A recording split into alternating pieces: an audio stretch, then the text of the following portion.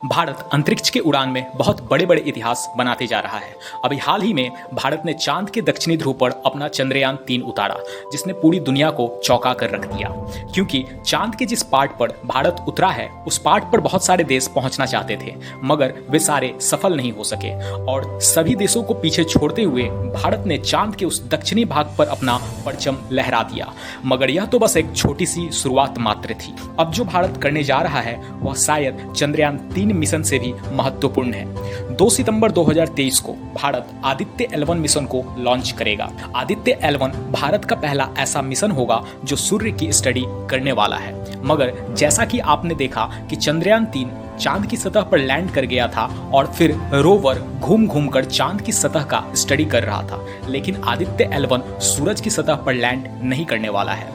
दरअसल आदित्य L1 धरती से 15 लाख किलोमीटर दूर जाकर लैग्रेंज पॉइंट L1 के अराउंड एक हैलो ऑर्बिट में घूमेगा। और बता दें कि L1 पॉइंट तक पहुंचने में आदित्य L1 को करीबन 4 महीने का समय लगने वाला है और एक बार वह वहां पहुंच गया तो 5 सालों तक वहीं रहेगा और सूरज की स्टडी करेगा। तो एक तरह से हम इस मिशन को स्पेस ऑब्जर्वेटरी मिशन भी कह सकते हैं, जो लैग्रेंज पॉइंट से 5 सालों तक सूर्य की ऑब्जर्वेशन करता रहेगा। अब आपके दिमाग में यह सवाल होगा कि आखिर यह लैग्रेंज पॉइंट होता क्या है, तो चलिए हम आपको बता देते हैं। दरअसल लैग्रेंज पॉइंट वह स्पॉट है जहां सूरज और पृथ्वी के बीच का ग्रेविटेशनल पुल बैलेंस रहता है। और यदि सूरज और पृथ्वी के बीच की बात करें तो टोटल 5 लैग्रेंज पॉइंट बनते हैं। और इस लैग्रेंज पॉइंट पर यदि हम कोई सैटेलाइट भेजते हैं तो उस सैटेलाइट को वहां बैलेंस करवाने के लिए कोई एफर्ट नहीं लगाना होता, क्योंकि इस लैग्रेंज पॉइंट पर ग्रेविटेशनल पुल बिल्कुल बैलेंस में होता है, जिसकी मदद से स्पेसक्राफ्ट की फ्यूल की बचत होती है और स्पेसक्राफ्ट सन और अर्थ के अराउंड घूमता रहता है। यह तो हो गया पहला फायदा।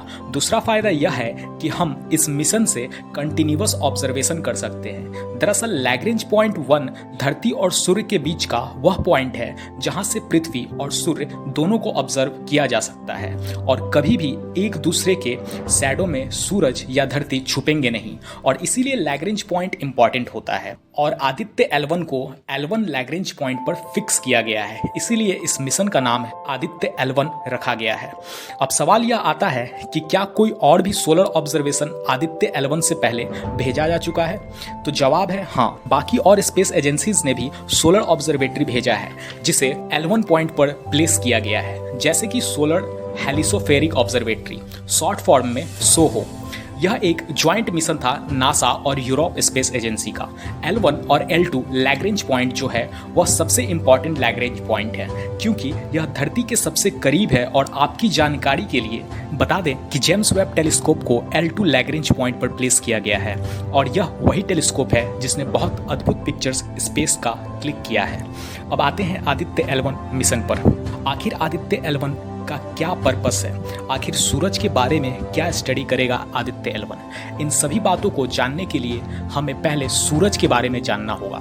हमारे सोलर सिस्टम का जो सन है उसका डायमीटर करीबन 109 गुना बड़ा है धरती के डायमीटर से, और वजन से यह 3,33,000 गुना भारी है धरती से।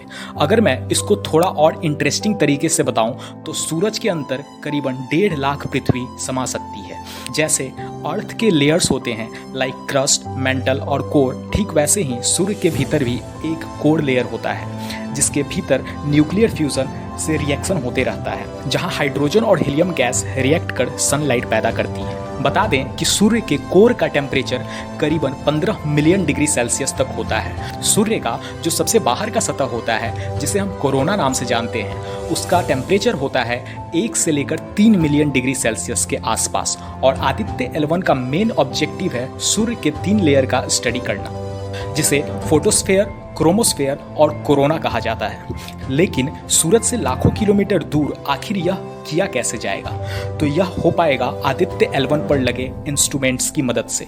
मगर इस पे लगे इंस्ट्रूमेंट्स के बारे में जानने से पहले हम आपको यह बताना चाहते हैं कि आखिर सूरज से क्या क्या चीज़ें निकलती हैं। सबसे पहले हीट एंड लाइट।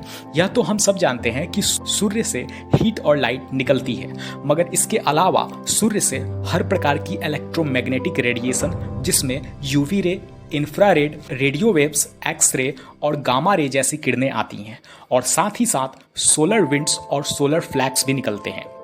और इन्हीं सब को रीड करने के लिए आदित्य L1 पर 7 पेलोड लगाए गए हैं। पहला है विजुअल इमिशन लाइन क्रोनोग्राफी, शॉर्ट में वैल्क, यह कोरोना लेयर को स्टडी करेगा।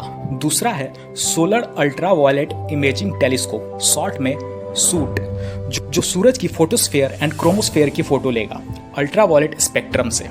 तीसरा है solar low energy X ray spectrometer, short में सोलेक्स। और चौथा है high energy L1 orbiting X ray spectrometer, short में हेलियोस।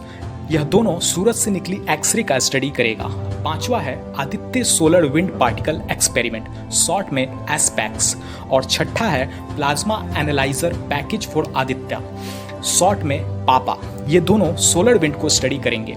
और सातवां और आखिरी पेलोड है मैग्नेटोमीटर, जिसका काम है मैग्नेटिक फील्ड्स को मेजर करना। तो यह ऑब्जेक्टिव है आदित्य L1 मिशन के, जिसे भारत का इसरो 2 सितंबर को लॉन्च करने जा रहा है। और यह भारत के लिए अपने आप में ही बहुत गौरव की बात है। भारत का परचम आज अंतरिक्ष में सुदूर तक पहुंच चुका है और अब हम चांद तक ही नहीं, सूरज के करीब भी पहुंच चुके हैं। आज के लिए इतना ही।